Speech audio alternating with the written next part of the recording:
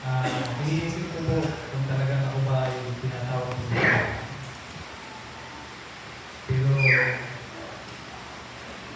habang dumadaan po yung panahon, habang ako po'y nagpapatuloy na naglilingkod sa Panginoon, ngayon ko po nakikita sa ang purpose po ng Panginoon kung bakit ako binigyan ng pangalawang buhay. Ang pag-alit po ang buhay. Maglingkod sa Kanya. Maglingkod sa Kanya. At ito po yung salita ng Diyos. Kaya ito ang buhay. Para sa pag-alit. Testimony ko po, ako po ay sa nakakalam po, alam po ng aking buhay. At sa hindi pa po, ako ay naunawaan po na year 2020 po, during pandemic, na kailangan ko pala ang Panginoon sa Kristo upang magkaroon po ako ng buhay na walang isip. Naunawa ko lang po dati na kung ako po hindi pa safe, maging mabuting tao, maging mabait, itulong sa kapwa, ay okay na ito. Pero hindi po sapat. Hindi po sapat. Kaya nga po ang ating Panginoon sa Kristo ay pumunta dito sa lupa upang tayo po iligtas. Kung sapat na po na tayo maging mabuti at mabait, bakit po ang ating Panginoon sa Kristo kailangan mamatay sa krus ng Kalbaryo. Sapagkat kailangan po ang tanging para kailangan po ang tanging daan upang ang lahat po ng tao ay nakaranas po buhay mo lang. At salamat po sa biyaya ng ating Panginoon. Salamat po sa pag-ilos po ng Panginoon.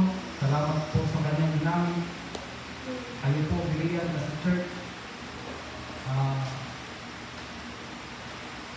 Ginamit po kayo ng Panginoon, si Pastor, upang i-share po sa amin ang gospel sa lugar po sa during pandemic, during napakahirap po ng sitwasyon na po tayo parang nakakulong. Pero ang biyaya po rin kasi hindi po natatakot na kung limitasyon. At unti-unti po, December 2020 po, I accept Lord Jesus Christ as Lord and Savior. After po noon, hindi ko po may paliwanag, napakarami po nangyari sa buhay. Nakapakarami po pagsubok. Sabi ko nga po, bakit pagka lumalakad ka sa Panginoon, mas makikindi pala yun, mas makikindi po pala yung pagsubok. Pero, inaalaw po pala ng Panginoon yung pagsubok yung Panginoon ay mas lalo mo, mas malalo mong makita at maranasan yung makapangyari ng kamay at mabiyaya ng kamay po natin.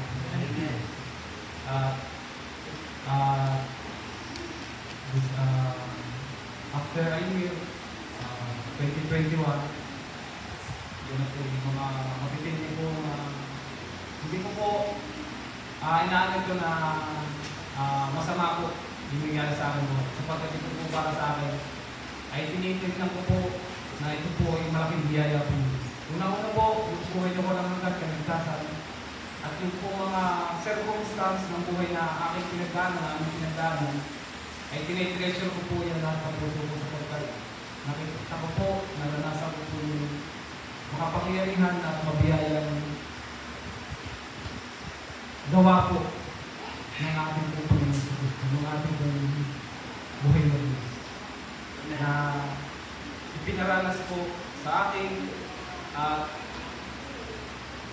nakita ko po yung purpose po ng Panginoon habang ako po yung unti-unti po nakakapagpatuloy, pinalalakas po, pinare-recover po ng Panginoon yung aking katawan.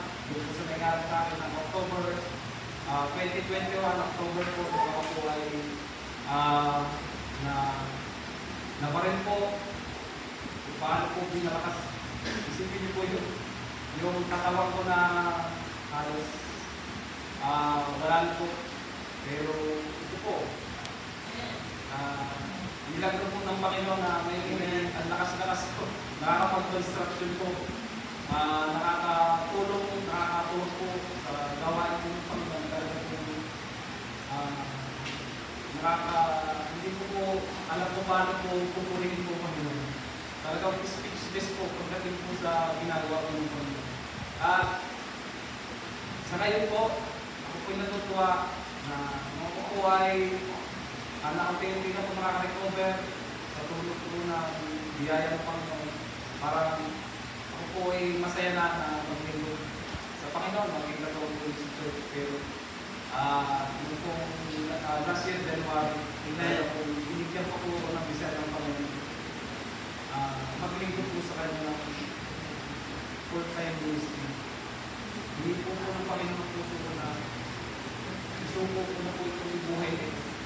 Hindi ko binigyan po ng Diyos ng desire na huwag na ipagamit sa anumang bagay na hindi para sa akin. Totally surrender po sa kanya. Bawat oras, bawat sandali, I want to treasure this life, every second, every minute, every hour. Nag-aaral po po, dito po ako masaya. Nandito po, nandito po.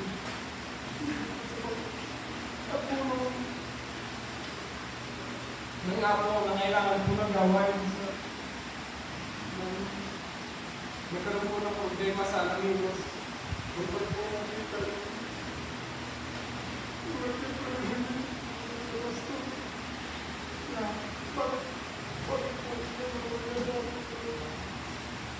Nakita ko po yung kailangan po ng gastos po na nagkaroon po ako ng design sa puso ko na bakit may tao na nilagay doon, bakit hindi ko na ginawa, bakit hindi siya nagtapat sa Panginoon na pangarap na matapak po na salita ng Diyos sa lugar ng napakaraming ng kaluluwa. Nakakawa po yung mga tao na mapapahamak po na hindi po nakagawa ng kasi. Kaya po kami po nag-uusap si Pastor. Hindi ko pa po alam na magtatawagin ko pero yung pang Panginoon naglalagay po ng desire sa puso ko na subukan ko po. Try ko po na magkaroon po ng bahagi po doon at gusto po ng pinipin na unawaan yung ministry po. Kahit po minsan po, ito lang po ako mahihain. Alam po ni brother mahihain. Ako po ay hirap po mag-pray.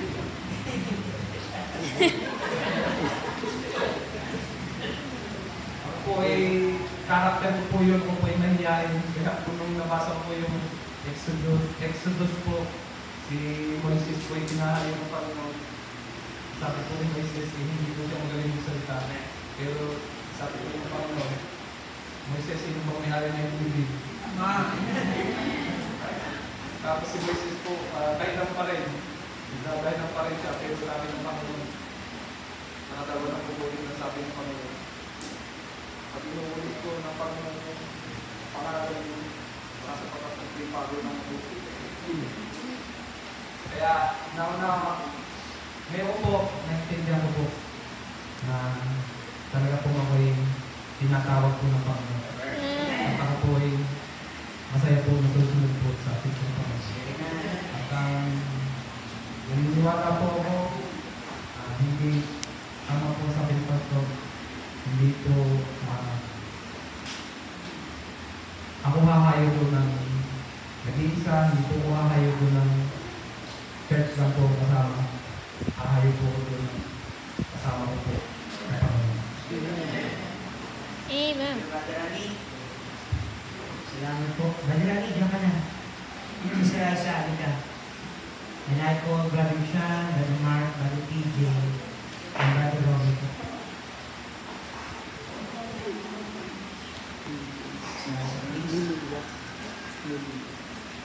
Salamat po dahil ang Panginoon, alam niyo ito mag-asawang ito.